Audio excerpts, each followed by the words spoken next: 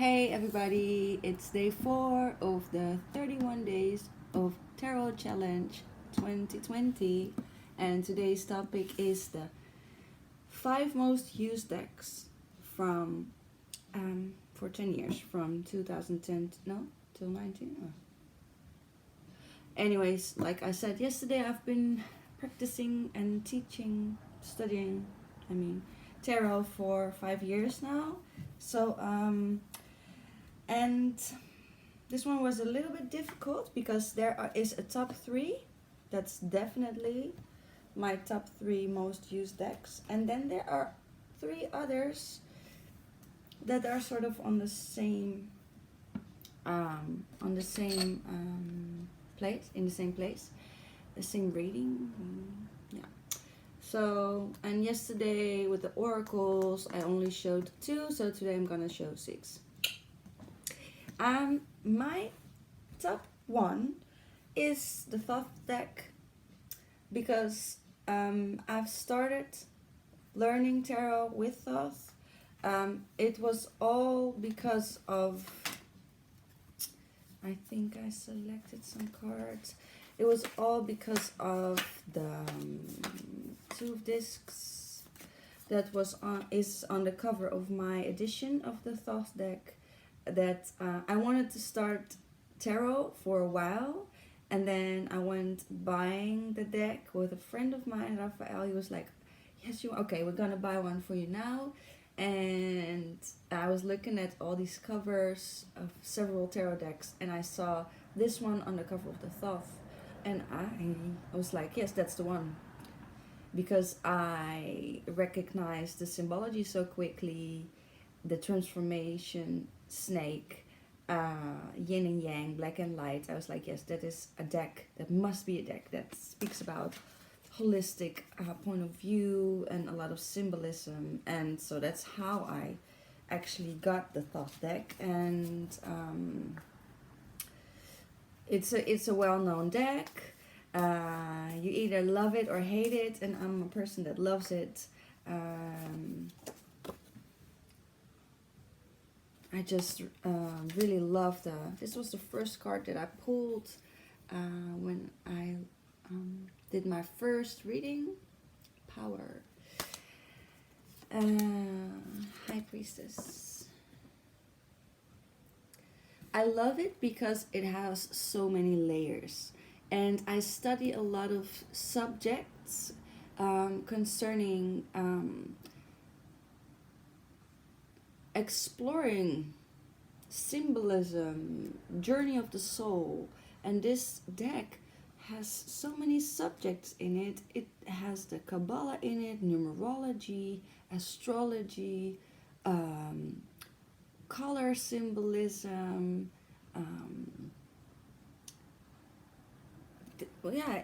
also a bit of different cultures, meditative images, even the positioning of the elements, the subject and the elements in a card. There's so much to explore in it, and for me, for my soul journey, for my healing journey, and also for my studies, for my art, there are so many reasons why I love this deck.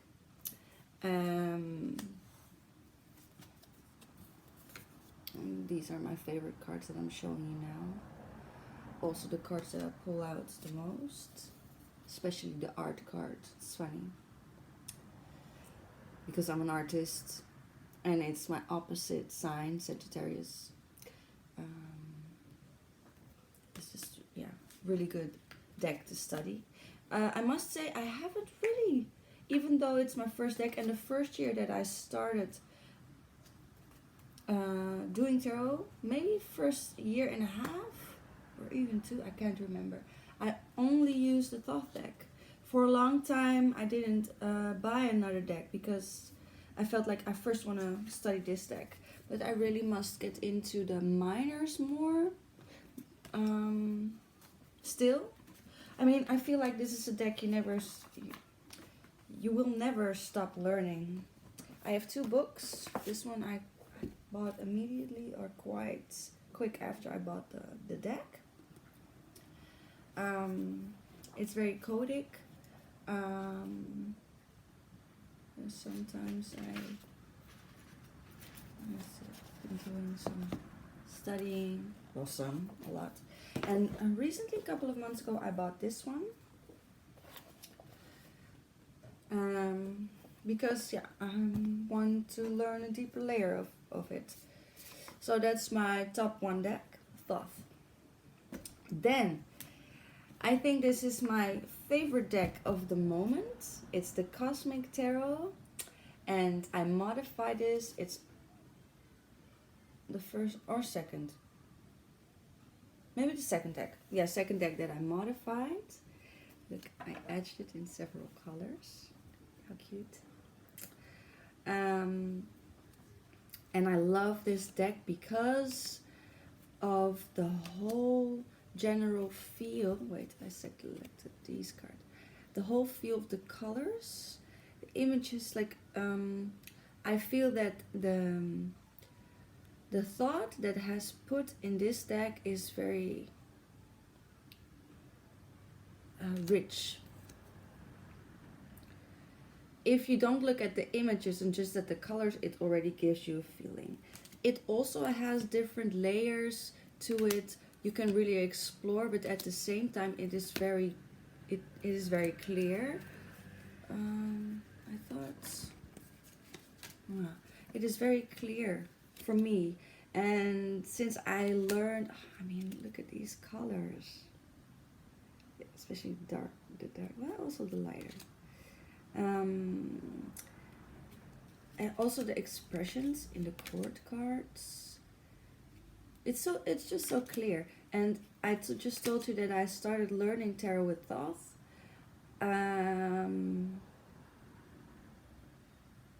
Which is, this, I feel like this is more clear. I don't have a Rider-Waite deck, but this is a deck that showed me that it's interesting to learn tarot, to read tarot in decks where the minors also show you a scenery.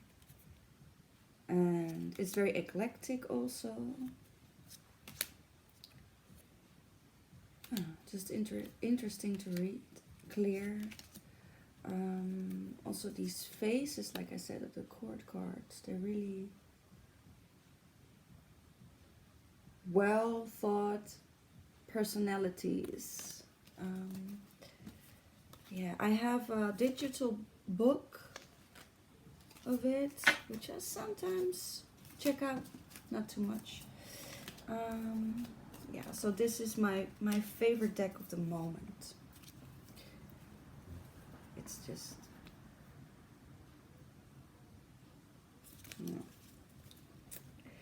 fun.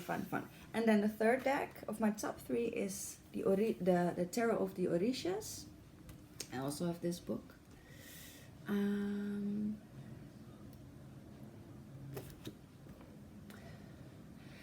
I have a connection with some Orishas, especially Oya. I might talk about it in another video sometime.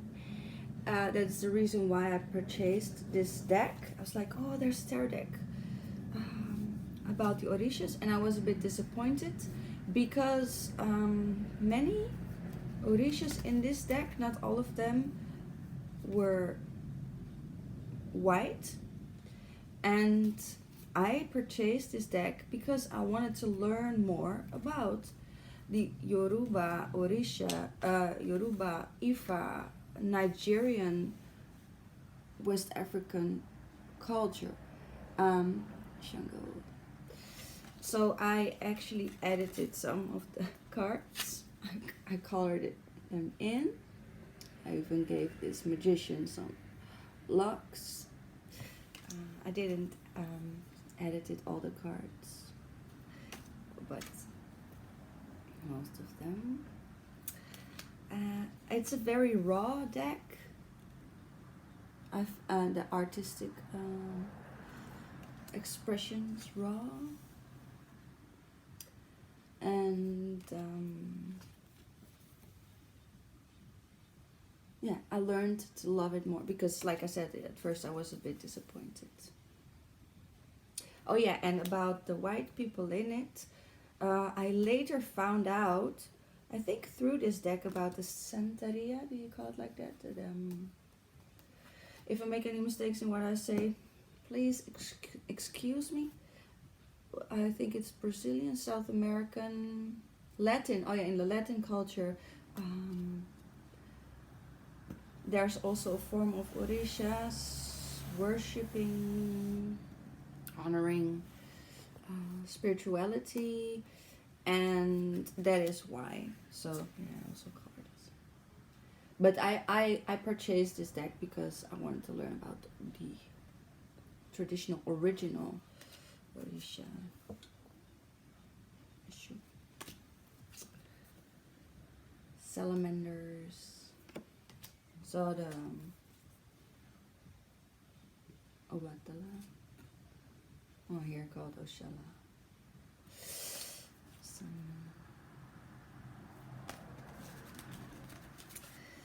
And then the other 3 decks. Where shall I start? I'll start with the Mariella because it's really, really one of my favorites. It is so beautifully made. It is very different also. A very different system. And the art just sold it to me. I really like the book that comes with it. It's interesting that it's in this form. It's a well-known deck, so I won't show too much. I love the way it's written, the book, and it just takes me to so many places when I use this deck. I read with this deck, and when I read about it, it gives me a lot of information, and yeah. There's a lot to explore. It's a difficult deck, and that is why I love it.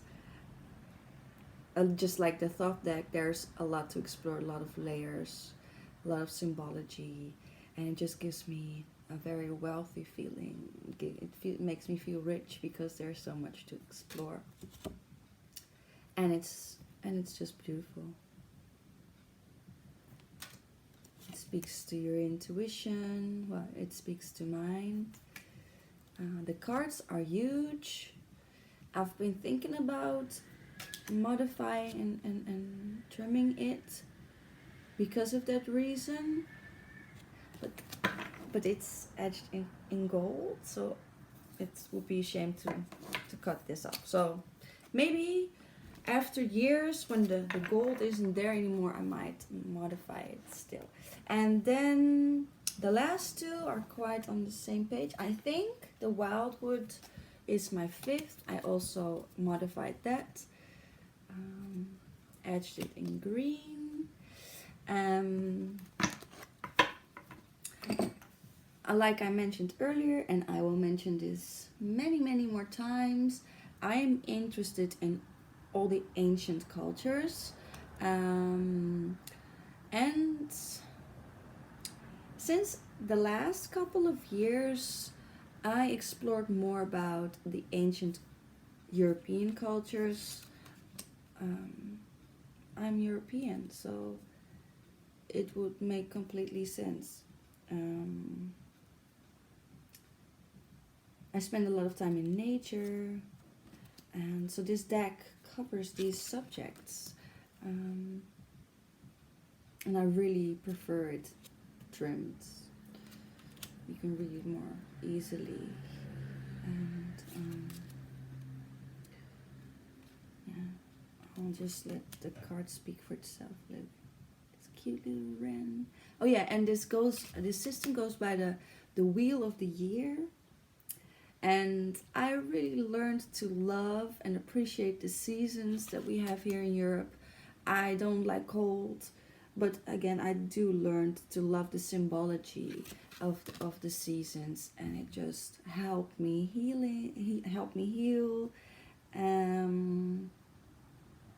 Again, it's so rich. Mama Earth is our major teacher. together with the whole universe, of course. But to grow and to heal, it's I love Mama Earth, and so I love all the cultures, the ancient cultures, because all the ancient cultures love Mama Earth and the universe, and it's all we need. It's abundance in itself. And I love the art, I love the colors. Yeah, again, it also activates more senses, my intuition, but also I can even almost smell the moss. I love moss. So yeah, definitely favorite. And then I'm gonna show a sixth deck. It's the Golden Dawn. What's it called again? Golden Dawn Tarot. But there are several Golden Dawn Tarots. And I'm gonna show you the card that made me buy this one. I saw this one on the internet, and it's so cute. It's so sexy. I was like, oh, I want a sexy deck. Is it clear? No, not too clear. Yeah. Some favorite cards. It's the Queen of Swords, no? Yeah. Get the fuck out of my way, you stupid asshole. Sorry.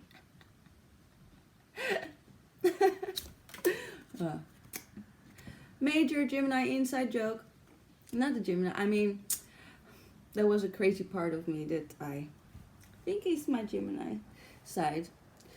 The Queen of Swords, you know, I tend to sometimes, I can be very empathic and tolerant towards people, but then suddenly I'm like, and this is the bloody limit.